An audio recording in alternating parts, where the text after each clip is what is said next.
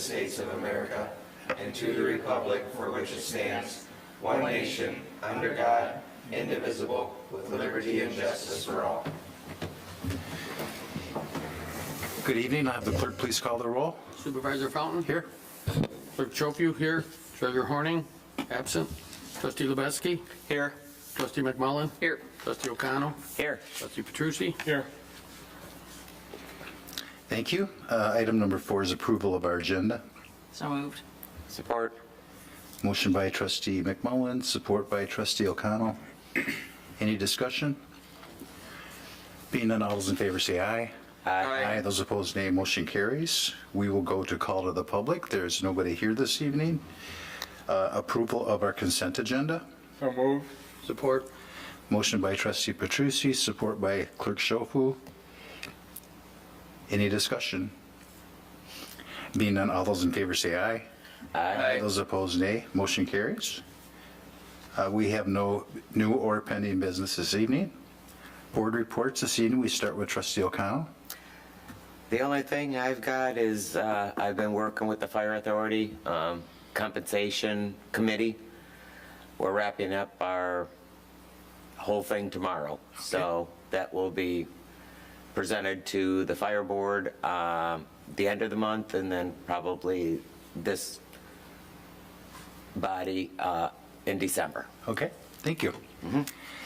Trustee Lubeski? No report. Trustee McMullen? No report. Trustee Petrucci? Yes, at the Fire Authority meeting last Thursday, we discussed many things. One of the more important things was the need to add 2 more full-time firefighters. With the amount of work that is being increased in the township, with the amount of runs that have increased, there's a lot of overtime being paid to get that paperwork done.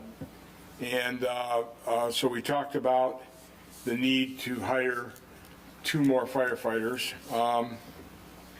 make them full time. And really, when you look at the amount of pay that you're currently paying with the overtime, it almost offsets the cost of the 2 new full-time people. The only difference would be a little bit into the benefits area. In addition to that, looking at the other communities surrounding us, we are the smallest group of full-time firefighters from all the communities. I think the closest one to us is Howell. We have currently 6 full-time firefighters, and they have 8. Then Brighton has 12. I can't remember how many Greenock has. But anyway, what's going to happen here is what we talked about is possibly bringing one full-time firefighter on this year in our current budget, which will handle that, and then the second one would come into the next budget. The next budget is going to be a little bit more than what we have done in the past because of the situation we ran into last July with the increase in costs for equipment and needs to run the fire department. So we're working on our budget right now, and we're looking probably at around 8% or so, 8.5%. In addition to that, just to give you an idea of what I'm talking about on the runs that they do, they're up 25% from last year. As the growth increases in Heartland, you're going to have increased runs. It's that simple. Last year there was 4,386 runs. This year, so far, there's 5,491 runs. So we're 1,000. That plays into a lot of the work that has to be done. I think when you're looking at the fire runs, the types of fire runs, the only category that went down was the false alarms, which is good. That went down 26%. But every other type, the hazmats, the fires, the EMS, service calls and all that other, they've all increased. And as we get more population and more businesses, that's going to happen. So we're currently looking at that right now. Adam plans to bring this in front of the committee here, the administrative committee, and then he'll come to the board meeting too before we finally approve it. We just want to keep you abreast of what's going on there and the need for it. And he has a full outline, and he's going to present that to the admin group, and it outlines it in pretty good detail of the reason we need it. Joe, does the fire authority keep statistics as to the type of run? And when you state it's gone, that's up 25% from last year. Yep. Our community has not grown 25%. No, but you get more traffic in I the understand. surrounding communities. So, Well, yeah, I can give you some examples. Fires. but what I would like to understand is if our growth had gone up 25%, that would make sense. But if we're going to other places and that type of thing, or if you could just tell whatever device that they use to look at year to year, and then we can compare where those runs are. Yeah. I don't need to have it month by month, just to, Well, yeah, I think he can come up with that. I can tell you this, though, just off the, just to give you some example, fires were up from 45 to 58 right now through October. EMS and trauma were from 525 up to 714. so again, I would like to understand, is that on And- 59 and 23? Yeah, I understand where you're going with this, But where we can't.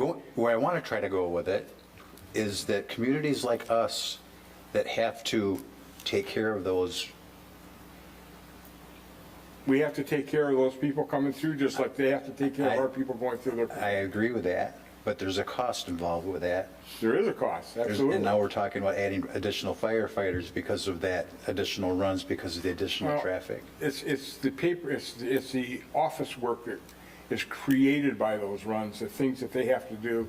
That's what, they're basically doing a lot of that on the weekends now, because they don't have time during the day to get it all done. Okay, so just if we can get the statistics, that would just, Yeah, I'm sure. Help me understand it a little bit better.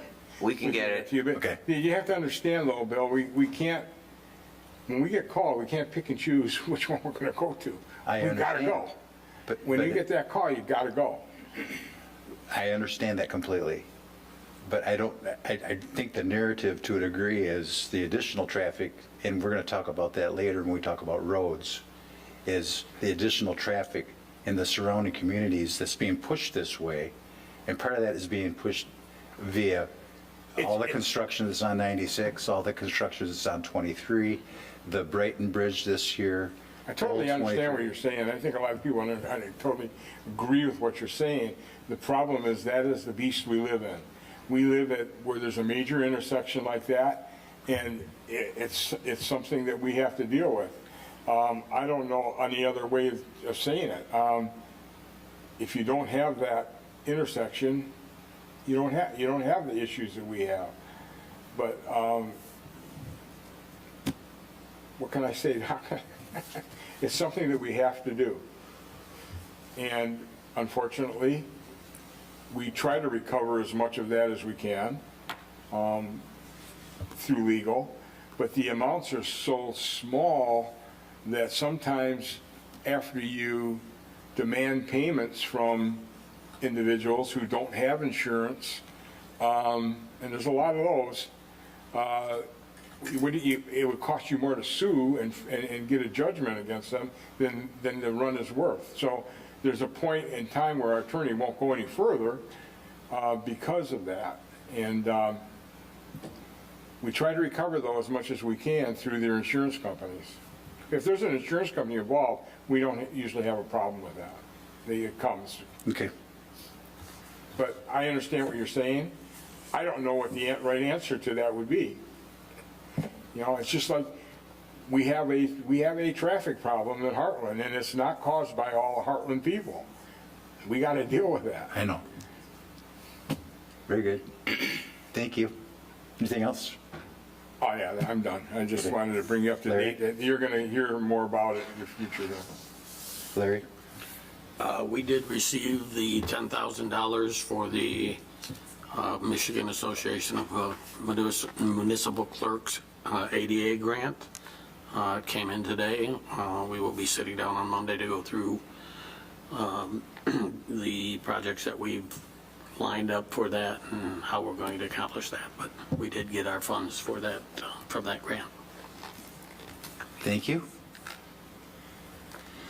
In this month's, I think it's this month, October Township Focus, there's a House Bill 4230 for road funding. It creates neighborhood road fund and provides a distribution of the fund and provides funding for bridges and specific township roads without a match. So I'm going to bring that up this evening as well, and on our other topic on roads, and see if we qualify for something like that. And it just kind of stood out. I just wanted to bring that to everybody else's attention. Anything else this evening? We will take a brief recess, and we're going to go into our work session this evening, which is an update on M59 and our MDOT meeting, Spring 2025 Michigan Public Policy Survey, strategic planning review from our meeting with Lou Bender in September, and manager's report. So we will take a brief recess.